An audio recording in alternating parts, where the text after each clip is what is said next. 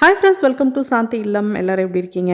சாந்தி இல்லம் சேனலில் இன்றைக்கி என்ன ரெசிபி பார்க்க போகிறோன்னு பார்த்தீங்கன்னா, கொங்கு நாட்டு ஸ்டைலில் நம்ம கடலை குழம்பு தாங்க எப்படி பண்ணுறதுன்னு பார்க்க போகிறோம். எப்போதும் ஒரே மாதிரி வச்சு நீங்கள் கொண்டக்கடலை, சிவப்பு கொண்டக்கடலை வச்சு நம்ம ஒரே மாதிரி குழம்பு வச்சு ரொம்ப போர் அடிக்குது அப்படின்னா, கண்டிப்பாக இந்த ரெசிபி செஞ்சு பாருங்கள். ஒரு டிஃப்ரெண்ட் ஸ்டைலில் நம்ம டிஃப்ரெண்ட்டாக மசாலாஸ்லாம் ரெடி பண்ணி இந்த குழம்பு ரெசிபி வந்து பண்ணியிருக்கோங்க. ரொம்ப ரொம்ப டேஸ்ட்டாக இருக்கும், ரொம்ப எம்மியாக இருக்கும். நம்ம ஒயிட் ரைஸோடு சேர்த்து சாப்பிட்றதுக்கு அட்டகாசமாக இருக்கும். இட்லி, தோசை இதோடலாம் வச்சு சாப்பிட்றதுக்கும் சூப்பராக இருக்கும். வாங்க எப்படி பண்ணுறது வீடியோக்குள்ளே போய் பார்க்கலாம். ஃபஸ்ட்டு சிவப்பு கொண்ட கடலை வந்து ஒரு கப் அளவுக்கு எடுத்துகிட்டு நல்லா நைட்டே ஊற வச்சு காலையில் நம்ம வந்து நல்லா வேக வச்சு எடுத்துக்கலாம். வேக வச்சு எடுத்துருக்கேன். முருங்கைக்காய் பார்த்திங்கன்னா 2 முருங்கைக்காய், 2 உருளைக்கிழங்கு, தோல்லாம் உருளைக்கிழங்குலாம் சீவிட்டு நல்லா அதையும் தண்ணி ஊற்றி கொஞ்சம் மிளகாத்தூள் போட்டு உப்பு போட்டு வேக வச்சு எடுத்து வச்சுருக்கேங்க. நீங்கள் வேறு எந்த விருப்பப்பட்ட காய்கறிகள் சேர்த்துக்கலாம். முருங்கைக்காய் சேர்த்துக்கலாம், கத்திரிக்காய் சேர்த்துக்கலாம். வேறு எந்த காய்கறிகள் உங்களுக்கு விருப்பப்பட்ட காய்கறிகள் நீங்கள் சேர்த்து வேக வச்சு தனியாக எடுத்து வச்சுக்கலாம். அடுத்து புளி வந்து இந்த அளவுக்கு, குழம்புக்கு தேவையான அளவுக்கு இந்த அளவுக்கு புளியையும் நல்லா எடுத்து ஊற போட்டு வச்சுருக்கேங்க. இப்போ நம்ம அடுத்து கடாயில் ஆயில் சேர்த்துக்கலாம். இப்போ நம்ம குழம்பு வந்து இந்த மசாலா நம்ம அரைச்சி பண்ணும்போது ஒரு டிஃப்ரெண்ட் டேஸ்ட்டு கொடுக்கும். அதனால் முழு மல்லி வந்து 2 ஸ்பூன் அளவுக்கு எடுத்திருக்கேன்.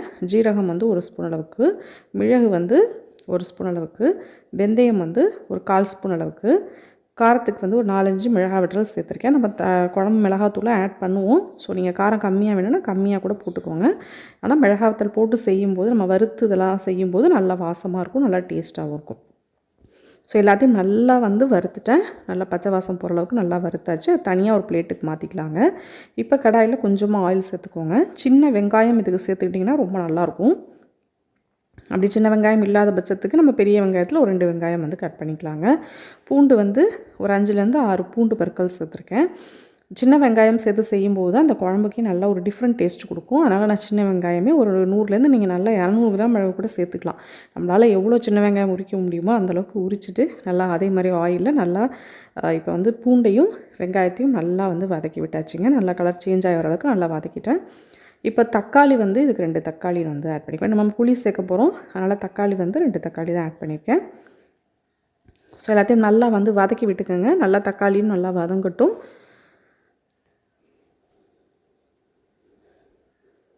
தேங்காய் வந்து ஒரு பெரிய ஸ்பூனில் 5 ஸ்பூன் அளவுக்கு இருக்குங்க, திருவண்ண தேங்காய். அதையும் வந்து நம்ம இதிலே சேர்த்துக்கலாம். சேர்த்துட்டு நல்லா எல்லாத்தையும் வதக்கி விட்டுக்கோங்க. தேங்காய் போட்ட பிறகு ரொம்ப நேரம் வதக்கணும்னு அவசியம் இல்லை. ஒரு 10 நிமிஷம் வதக்கிட்டு நம்ம அடுப்பை ஆஃப் பண்ணிக்கலாம். எல்லா பொருட்களும் நம்ம ஆல்ரெடி வறுத்த பொருட்கள் எல்லாமே ஆறின பிறகு நம்ம மிக்ஸி ஜாரில் சேர்த்துக்கலாங்க. இப்போ வெங்காயம், தக்காளி, நம்ம முன்னாடியே அரைத்த மல்லி, மிளகாய் எல்லாத்தையுமே ஒன்றா சேர்த்து கொஞ்சம் தண்ணி ஊற்றி நல்லா பேஸ்ட்டாக வந்து இதை அரைச்சிக்கலாம். இந்த மசாலா தான் குழம்புக்கு நல்ல டேஸ்ட் கொடுக்கும். நம்ம எப்போதும் நார்மலாக வைக்கிற நம்ம கடலை குழம்பு மாதிரி இல்லாமல் இது கொஞ்சம் டிஃப்ரெண்ட் ஸ்டைலில் இருக்குங்க. இப்போ நம்ம குழம்பு வந்து வைக்கிறதுக்கு ரெடி பண்ணிக்கலாம். மசாலா எல்லாம் அரைச்சாச்சு. இப்போ கடாயில் தாராளமாக நல்லெண்ணெய் சேர்த்துக்கோங்க. இப்போ வந்து நம்ம வடகம் இருக்குது பார்த்திங்களா, அது வந்து நான் சேர்த்துருக்கேன். கடுகு, வெள்ளை உளுந்து, கருவேப்பிலை, ஆனியன் எல்லாமே அதில் இருக்கும். ஸோ உங்களுக்கு அது மாதிரி இல்லைன்னா கடுகு, வெள்ளை உளுந்து இதெல்லாம் நம்ம தனித்தனியாக, கருவேப்பிலை இதெல்லாம் வந்து தனியாக நீங்கள் வந்து சேர்த்துக்கோங்க. இது வந்து இந்த வடகம் வந்து நம்ம சேர்த்து வதக்கும்போது நல்லா வாசமாக இருக்கும், அதுக்காண்டி போட்டிருக்கேன். அப்படி இல்லாத பட்சத்துக்கு நம்ம நார்மல் கடுகு, வெள்ளை உளுந்தே சேர்த்துக்கலாம். இப்போ பெரிய வெங்காயத்தில் ஒரு சின்ன பெல்லாரி இருக்குது பார்த்திங்களா, அதில் ஒரு வெங்காயம் வந்து கட் பண்ணி அதில் சேர்த்துருக்கேன். பூண்டு வந்து அதே மாதிரி அதில் ஒரு 5 பூண்டு பற்கள் சேர்த்தோம். இதுலேயும் ஒரு 5லேருந்து 6 பூண்டு பற்கள். பூண்டு இன்னும் கூட வேணும்னா நீங்கள் கூட சேர்த்து அரைச்சிக்கலாம், கூட சேர்த்து வதக்கிக்கலாம். பூண்டு வந்து நல்லதுங்க, நம்ம கொண்டக்கடலைலாம் சேர்க்குறதுனால பூண்டு வந்து நிறையா சேர்த்துக்கலாம். இப்போ எல்லாத்தையும் நல்லா வதக்கிட்டு இப்போ நம்ம அரைச்சி வச்சுருந்த பேஸ்ட் இருக்குது பார்த்திங்களா, அந்த மசாலா பேஸ்ட்டை இதோட வந்து ஆட் பண்ணிக்கிட்டோம். இப்போ புளி தண்ணியும் நம்ம புளி கரைச்சி வச்சுருந்தோம் இல்லையா, அதையும் வடிகட்டி இதிலேயே சேர்த்துக்கலாங்க. நம்ம வீட்டிலேயே அரைச்சி வச்சுருக்க குழம்பு மிளகாத்தூள் வந்து நான் 2 ஸ்பூன் அளவுக்கு சேர்த்துருக்கேன். நம்ம ஆல்ரெடி மிளகா வத்தல் சேர்த்துருக்கோம். காரம் வந்து கம்மியாக வேணும்னா 1 ஸ்பூன் அளவுக்கு கூட நீங்கள் வந்து மிளகாத்தூள் வந்து குழம்பு மிளகாத்தூள் ஆட் பண்ணிக்கோங்க. நான் 2 ஸ்பூன் அளவுக்கு சேர்த்துட்டு நல்லா எல்லாத்தையும் மிக்ஸ் பண்ணி விட்டுக்கலாங்க.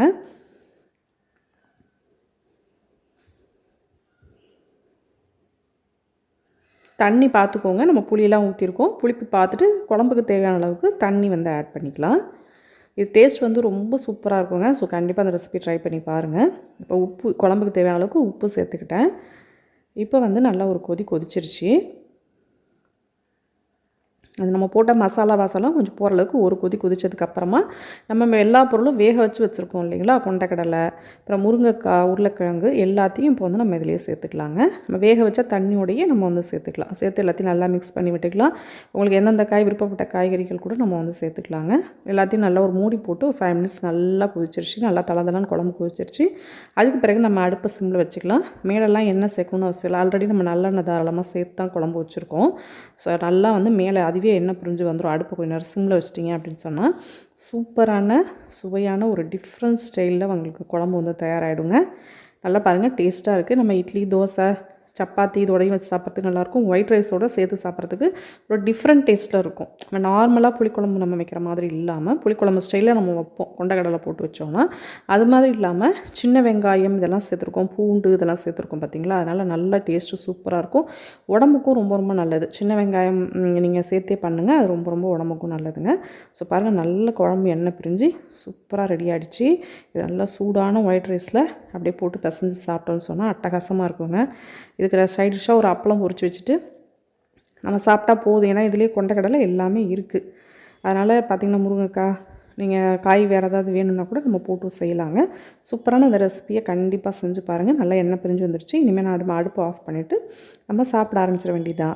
ஸோ கண்டிப்பாக அந்த ரெசிபி செஞ்சு பார்த்துட்டு எப்படின்னு சொல்லிட்டு எனக்கு கமெண்ட் பண்ணுங்கள். சாந்திலம் சேனலில் நிறைய டிஃப்ரெண்ட்டான ஹெல்த்தியான நல்லா வீட்டில் இருக்கிற பொருட்கள் வச்சு டிஃப்ரெண்ட் ஸ்டைலில் நம்ம குழம்பு ரெசிபிஸ், ஸ்நாக்ஸ் ரெசிபிஸ் எல்லாமே போட்டிருக்கோங்க. ஸோ அதையும் மறக்காமல் பாருங்கள். இந்த வீடியோ பிடிச்சிருந்தால் லைக் பண்ணுங்கள், ஷேர் பண்ணுங்கள், கமெண்ட் பண்ணுங்கள். Please subscribe Santhilam channel. Next ஒரு நல்ல ரெசிபியோட மீட் பண்ணுறேன். பாய்.